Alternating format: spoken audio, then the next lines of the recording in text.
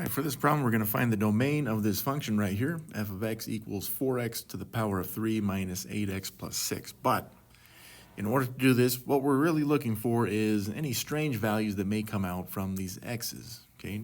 Now, when I say strange, negatives wouldn't be considered strange. Same with decimals or fractions. We don't really care about those.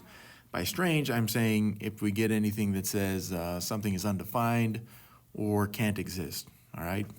So is there any values of x I can put in here that is not going to give me, or is going to give me something strange, all right? So again, I'm looking for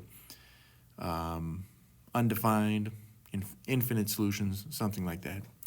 Well, I'm not going to get anything out of this because I can get decimals, right? If I put in x as some kind of decimal, I can get a decimal that comes out. That's not a problem.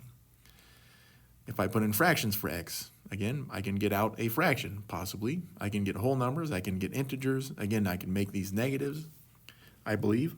Excuse me. So we're looking at the values of x. Does x have to be less than 0? Well, there's nothing that says that x can't be less than 0, so right here we can eliminate this option. Can x be all real numbers? I mean, we can decide that, but first let's look at C. Can x be greater than 0? Yeah, x can be greater than 0.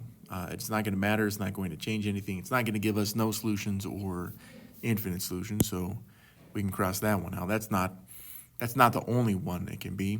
Can x not be 0? Well, x can be 0, and you'd get a value of 6 that comes out, and you'd get an ordered pair of 0, 6.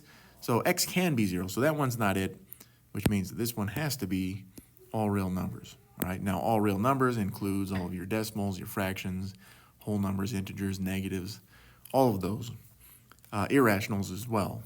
So if you were to plug in any value into x, you're going to get something that comes out right here. Again, it may not look pretty, but at least you're going to get something that comes out. Again, the unique scenarios are if you put in an x value, are you going to get no solutions or infinite solutions? And this one will never produce either one of those, which means we have all real numbers.